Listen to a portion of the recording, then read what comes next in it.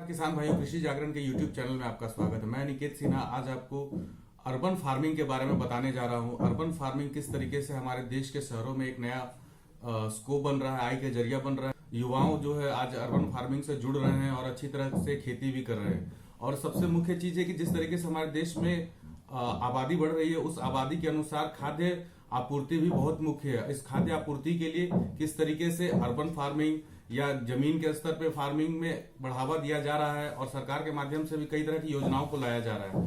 तो urban farming के लिए मैं जो मुख्य रूप से आपको बताना चाहता कि ग्रेटर नोएडा के सेक्टर 62 में निस्बत द्वारा अर्बन फार्मिंग की ट्रेनिंग दी जा रही है। इस अर्बन फार्मिंग की training national skill development of council के द्वारा दी जा रही है। इस काउंसिल के माध्यम से कई तरह की फार्मिंग जैसे कि एक्वापोनिक्स, हाइड्रोपोनिक्स, एक्वाकल्चर, इस तरीके की फार्मिंग को बढ़ावा दिया जा रहा है। तो हम चाहेंगे कि आप ज्यादा से ज्यादा इस चीज के बारे में अगर ज्यादा जानना चाहते हैं तो हमारे कृषि जागरण के पोर्टल www.hindi.krishijaगरण.com पर विजिट करें और हमारे YouTube चैनल को सब्सक्राइब करें। धन्यवाद। नमस्कार, इस वक्त के बुलेटिन में आपका स्वागत है। मैं हूं मनीषा शर्मा। चलिए जानते हैं स्वस्थ रहने के फायदों के बारे में। आज हम बात करेंगे हल्दी के बारे में। हल्दी एक औषधीय बूटी है। इसे हम मसालों की रानी के नाम से भी जानते हैं। आज हम इसके अनगिनत फायदों के बारे में बताएंगे जिसको आप अपनाकर स्वस्थ रह सकते हैं। हल्दी में काली मिर्च का पाउडर मिलाकर सेवन करने से कैंसर संबंधित रोगों से निजात पाई जा सकती है। हल्दी का फेस पैक चेहरे पर लगाने से आपका चेहरा चमकदार और आपकी रंगत साफ हो सकती है। हल्दी का लेप घावों पर लगाने से गंभीर से गंभीर घाव भी भर जाते हैं। इसका सेवन भोजन में करने से कोलेस्ट्रॉल का स्तर नियंत्रित होता है और आप स्वस्थ महसूस करते हैं। धन्यवाद। नमस्कार किसान भाइयों, मैं विवेक राय। आज मैं आप लोगों को फार्मर रोबोट्स के बारे में बताऊंगा। ये फार्मर रोबोट्स लेबर से काफ़ी सस्ते पड़ेंगे और खेती की मतलब अच्छी तरह से जानकारी मालिक को स्मार्टफोन पर देंगे। इन रोबोट्स की मदद से कीटनाशक दवाओं का छिड़काव फसल पर आसानी से किया जा सकता है। इनसे 40% फसल पे 40% की लागत कम की जा सकती है और पैदावार जो है 60% अधिक किया जा सकता है। इन रोबोट्स को एग्रीकल्चर के फील्ड में काफ़ी क्रांतिकारी माना जा रहा है, क्योंकि इनके एग्रीकल्चर में आ जाने से काफ़ी फायदा होगा। समय की बचत होगी, लेबर कम लगेंगे, लागत कम आएगी, फसल की पैदावार अच्छी होगी। ऐसे में हम ये कह सकते हैं कि अगर एग्रीकल्चर के क्षेत्र में आएंगे तो इनसे फसल के क्षेत्र खेती के क्षेत्र में क्रांतिकारी बदलाव होगा, लागत में कमी होगी और बढ़ती जनसंख्या की जरूरत भी पूरी होगी। किसान भाइयों, आगे की खबरों के लिए मैं हूं आपके साथ रोहितास। पिछले कुछ हफ्तों से देश के अलग अलग राज्यों में किसान कर्ज माफी की खबरों ने लगातार जोर पकड़ा है। पहले 5 राज्यों में हुए विधानसभा चुनावों में कांग्रेस पार्टी ने 3 राज्यों में सरकार बनाई, मध्य प्रदेश, छत्तीसगढ़ और राजस्थान। इन तीनों ही राज्यों में कांग्रेस ने सत्ता संभालते ही किसानों के कर्ज माफ कर दिए। कल आई खबरों के मुताबिक राजस्थान में मुख्यमंत्री अशोक गहलोत ने 2 लाख तक की ऊपरी सीमा तक के किसानों के कर्ज माफी का ऐलान कर दिया। कृषि कर्ज माफी पर चल रही इस राजनीतिक बहस में अब सरकारी थिंक टैंक नीति आयोग भी कूद पड़ा है। आयोग का कहना है कि कर्ज माफी से महज कुछ ही किसानों को लाभ मिलता है और इससे कृषि संकट का कोई स्थायी हल मिलता नहीं दिखता। आयोग कृषि मंत्रालय को साथ में यह सुझाव भी देगा कि राज्यों को दी जाने वाली धनराशि को प्रदेशों द्वारा कृषि संकट के स्थायी हल निकालने वाले मामलों पर खर्च किए जाने से संबंधित आंकड़ों पर जोड़ दिया जाए।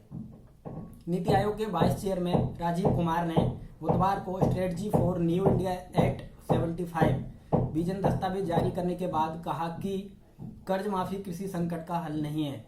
यह एक समाधान नहीं बल्कि समस्या के लाभ के लिए या फिर समस्या के जो लक्षण है उसे कुछ वक्त के लिए या लघु अवधि के लिए कम करने में कारगर हो सकता है, लेकिन पूरी तरह से समस्या को सुलझाने में कारगर नहीं है। कुमार ने यह बयान ऐसे समय में दिया है जब केंद्र में नरेंद्र मोदी सरकार पर चारों तरफ से दबाव बढ़ रहा है कि 2019 आम चुनाव से पहले देश भर के किसानों का कर्ज माफ कर दिया जाए। कल कांग्रेस अध्यक्ष राहुल गांधी ने भी सरकार को घेरते हुए ये बयान दिया कि 2019 से पहले नरेंद्र मोदी सरकार को किसान कर्ज माफ करने का ऐलान कर देना चाहिए, वरना कांग्रेस पार्टी 2019 आम चुनाव में कृषि कर्ज माफी को एक बड़ा मुद्दा बना सकती है।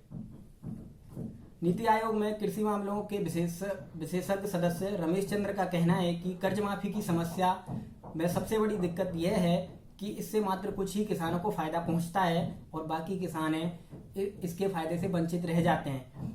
लगातार आती कर्ज माफी की खबरों के बीच देखना ये होगा कि 2019 आम चुनाव से पहले देश की विपक्षी पार्टी कांग्रेस और या केंद्र में सत्ता चला रही बीजेपी, इन दोनों में से कर्ज माफी पर कौन सा दल कर्ज माफी पर बड़ा दाव खेलेगा। धन्यवाद। नमस्कार किसान भाइयों, आगे के मौसम की खबर के लिए मैं प्रभाकर मिश्रा। जैसा कि आपको मैंने बताया था कि फेक्टाई तूफान इस समय कमजोर होकर पूर्वी भारत से आगे निकल चुका है, जिससे भारत के अधिकांश क्षेत्रों में का मौसम शुष्क रहा है। अगर हम बात करें मानसून की, इस समय मानसून जाने के बाद भारत में बारिश का आंकड़े में काफी कमी आई है। चक्रवाती तूफान फेक्टाई भी इस मानसून में ज्यादा उलटफेर नहीं कर पाया है और मानसून जाने के बाद भारत में बारिश का आंकड़ा 43% से कम हुआ है। दक्षिण भारत में अक्टूबर से दिसंबर के बीच आने वाला मानसून इस समय लगभग 10 दिन में वापस चला जाएगा। हालांकि इस मानसून के जाने के बाद 22 से 23 दिसंबर में मानसून फिर से सक्रिय हो जाएगा, जिससे केरल, तमिलनाडु, आंध्र प्रदेश और कर्नाटक में अच्छी बारिश होने के आसार लगाए जा रहे हैं। फिलहाल आज का दिन यहाँ पर इन जिलों में मौसम शुष्क बना रहेगा। अगर पूर्वी और पूर्वोत्तर भारत की बात करते हैं तो यहाँ पे आसमान साफ रहेंगे, इन भागों में मौसम शुष्क रहेगा। कोलकाता, रांची, जमशेदपुर, पटना, पुरिया, वाराणसी और आसपास के शहरों में कोहरे के साथ धुंध बनी रहेगी, क्योंकि यहाँ पे बारिश के दिनों के बाद से नमी बनी हुई है और पारा भी तेजी से गिर रहा है, जिसकी वजह से यहाँ पे यातायात भी प्रभावित होगा। कुछ ट्रेनें रद्द होंगी और उसके बाद उड़ानें भी रद्द होने के आसार लगाए जा रहे हैं।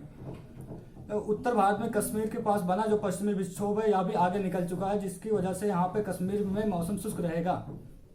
मौसम ठंड होने से अमृतसर, जालंधर, चूरू, हिसार, नारनौल, आगरा, मुजफ्फरनगर सहित मैदानी इलाकों में तापमान में कुछ ज्यादा गिरावट देखने को मिलेगी। इन क्षेत्रों में शीतलहर का कहर भी बढ़ सकता है। गिरते तापमान के कारण उत्तर भारत में कई इलाकों में पाला पड़ सकता है, जिससे फसलों में काफी ज्यादा नुकसान हो जाता है। इसलिए कृषि जागरण की तरफ से उन्हें सलाह दी जाती है कि इस समय वो अपने फसलों पर रात के समय प्लास्टिक की चद्दर डालें, जिसकी वजह से रात में फसलों में 3 से 4 डिग्री अंश की सेल्सियस की